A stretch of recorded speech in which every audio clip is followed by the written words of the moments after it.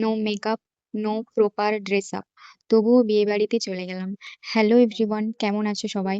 আজ ছিল কেশপুর কলেজে আমাদের সেকেন্ড এক্সাম। তাই আবারও সকাল সকাল বেরিয়ে পড়েছিলাম এক্সাম দিতে। এক্সাম শেষ হওয়ার পর বাড়ি না ফিরে সোজা চলে গেলাম একটি বিয়েবাড়িতে বউ ভাত খেতে।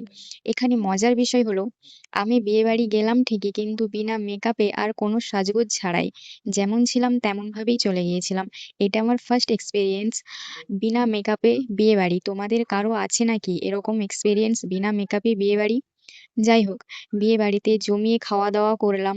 কিন্তু খাওয়া-দাওয়া শেষ করে বেরোতেই হঠাৎ করে বৃষ্টি শুরু হয়ে গেল। চাইলে আরো কিছুক্ষণ থাকা যেত, কিন্তু কাল আবার এক্সাম আছে, তাই আর দেরি না করে রেইনকোট পরে বৃষ্টির মধ্যেই বাড়ির উদ্দেশ্যে রওনা দিলাম। এই ছিল আজকের ছোট্ট একটা গল্প।